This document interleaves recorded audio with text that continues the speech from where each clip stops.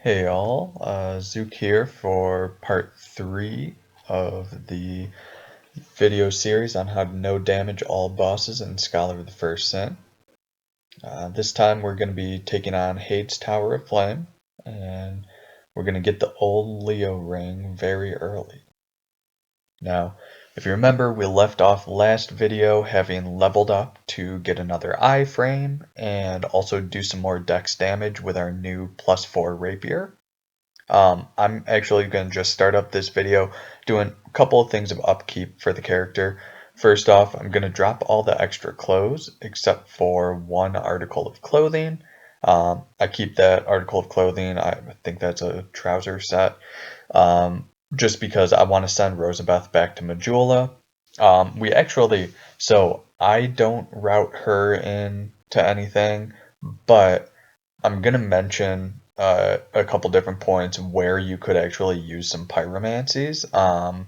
If you search on YouTube, Otstarva's video of the any percent no damage, he actually shows some pyromancies, or if you look at Papa Finn's stuff that he does at SL1, he also routes in some pyromancies that end up working really well. I just don't really bother doing all that, but if you want any of that, then you can send Rosabeth back. And I get rid of all the extra clothes just so that when we eventually switch between the Lion Mage set and the Seldora set, I just don't want all those clothes cluttering it up. But the other upkeep thing that I do is on my way over to Heide, I buy 3 Alluring Skulls from Chalqua. One of those things, you aren't going to need them for Heide, but you are going to need them in about 20 minutes when you go through Shaded Woods. And then I come back to Landegrast and spend the rest of my money on wood arrows. None of this stuff is necessary at this point in time, but the wood arrows can be helpful just because, I mean, you don't necessarily want to waste your iron arrows when you're shooting them at all the Heide Knights and everything. That's especially because we aren't really going to buy iron arrows for almost an hour or so, just because we aren't going to have Macduff, so you aren't going to be able to replenish the iron arrows super easily.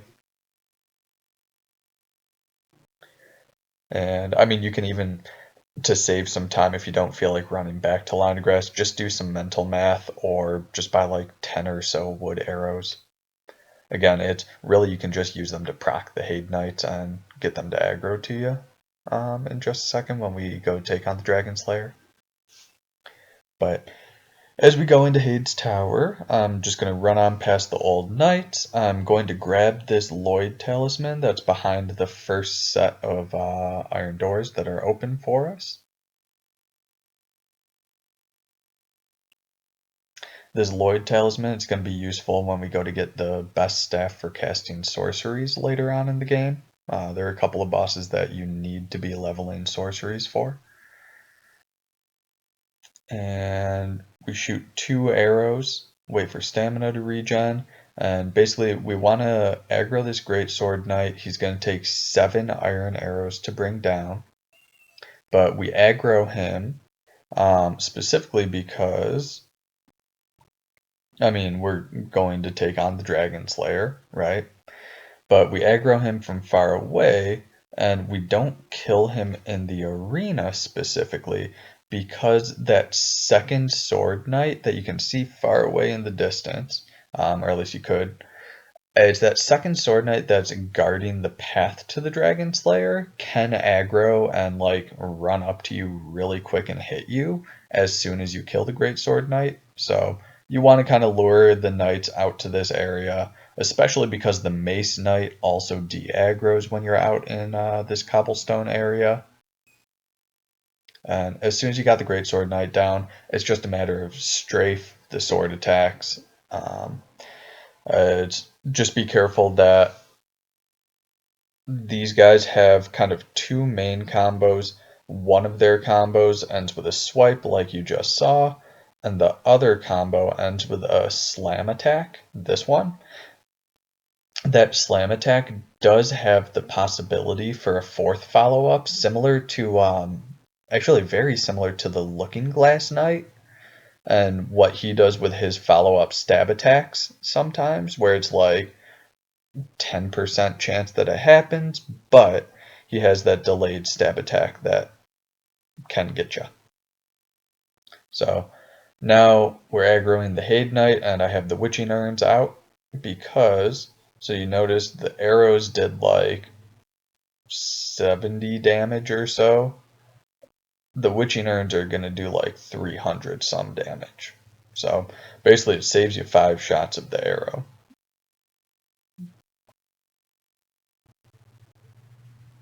And kill this guy, who, for whatever reason, this specific soldier has 1 hit's worth of extra health.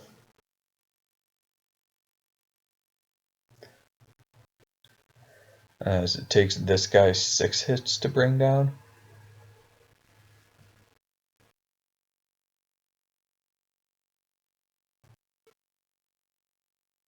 And then aggro the Spear Knight. And for this Spear Knight, again, we're going to use Witching Urns to finish him off. I think that I end up having 2 extra Witching Urns. And so he has this 3 combo where he does 2 swipes and a lunge. As long as you back away, that's actually his best attack to punish. Anything where he stabs, you can punish it, but it's a little bit scarier with the timing. I haven't been hit by him since I've been doing the Witching Urns, but just something to be aware of.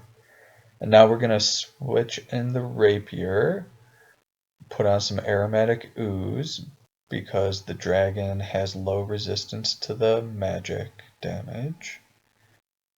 And you could also use the Green Blossom if this Fire Breath scares you. But 7 hits should be what it takes to kill him. So I actually could have punished there, but I'm just a little bit scared. And then I end up picking up the dragon's items. The items are worth like 3,000 when you sell them to Gavlan later in the game. But, I mean, you don't really need the souls at that point when you're selling stuff to Gavlan, but I lower the lever, grab these effigies eventually for Dark Lurker. Really, you don't need the effigies. We pick up enough throughout the game that I actually don't think that you need them, but I just grab them anyways just in case. And for Dragon Slayer, this is going to be where you see me take a couple of skill hits.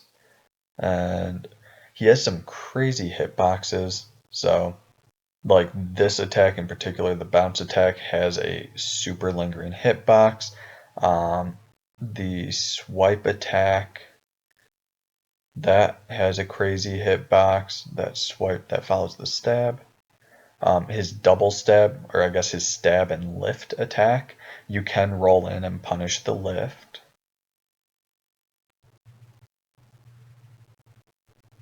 Right, just like that, punish the lift. And that two-handed swipe has a crazy hitbox. That's actually where I'm about to take this hit, which, I mean, if you can tell me what the difference was between those 2 dodges that I just did, or the 3 dodges that I just did on that attack, I mean, I would love to know what I was doing wrong there, but yeah. His, like, charge up lunge attack you can punish, but for the most part, anything where he's swiping or anything where he has one hand on the spear, I don't normally go in to punish all those. That attack where he kind of charges up a little bit and does a 2-handed spear stab, that can be punished with a strong attack, which you're going to see me do a little bit later in the video. Yeah, that's the second hit. That's stupid on my part. But for the most part, anytime that he jumps, well, and let me point this out, actually. So yeah, anytime that he jumps, roll into him. And then, yeah, could have punished that, but I didn't.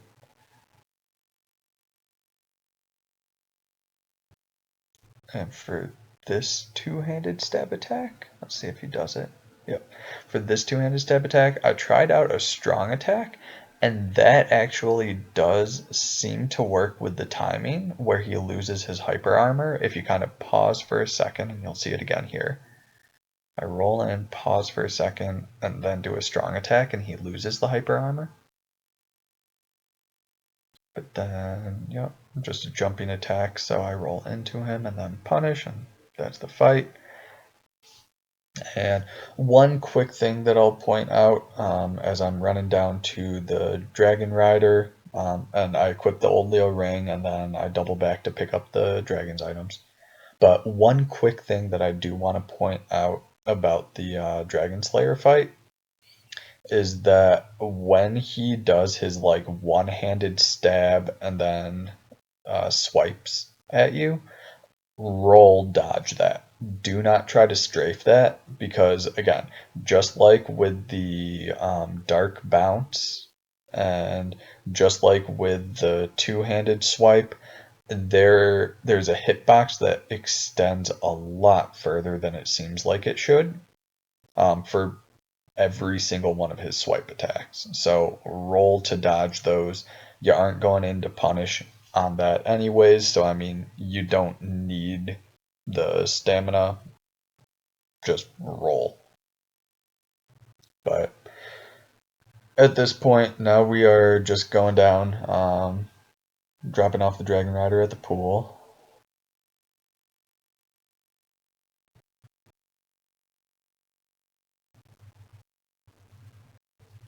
And let's see. Talk to Alicia now, and we're gonna buy Homeward from her. We're gonna rest at this bonfire after killing her, so I light it now. And I mean, you might as well buy the Homeward here just because we're leveling to 19 to be able to, or sorry, we're leveling to 19 Faith later in the game, just because we have to use Soul Appease anyways for the rat bosses. And I mean, if you're already leveling to 19 Faith, Homeward only takes 18 Faith, so you might as well get it, especially with some of those late game Forlorns. Anything with a Scythe Forlorn, my advice is just to use Homeward literally every single time that you get a Scythe Forlorn. But from here, we're just going to go down to the Wharf Bonfire. We aren't going to run through Wharf just yet, just because we don't have anything to mitigate fall damage that is required at Gavlin's apartment. And then something that I also should have done here that I'll mention now is after you get the bonfire at the wharf, ideally you would actually go to Things Betwixt before you go to Majula and get the stone ring from the ogre.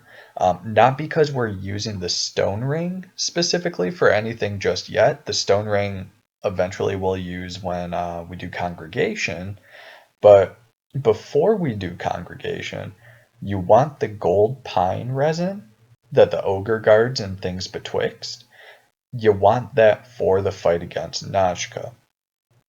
So rather than going back to Majula like I do here and then having to go to Things Betwixt, which you end up seeing in one of the upcoming videos because I did it pretty inefficiently, go to Things Betwixt right now, grab that gold pine resin. And after you have the resin, then you'll bone out of there and come on back to Majula, just like you're about to see right here. Back to Majula, and level up a bit to prepare for Najka.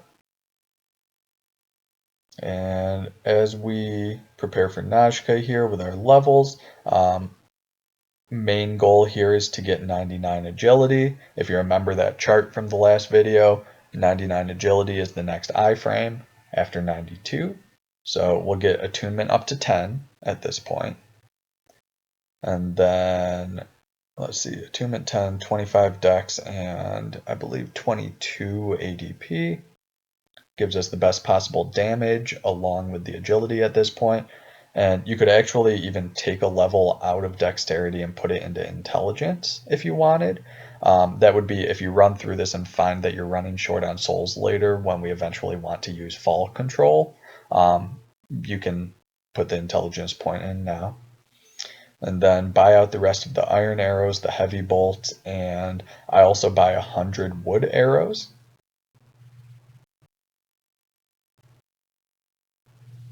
And then go to Melentia. You should have enough money at this point for all 3 of the bright bugs.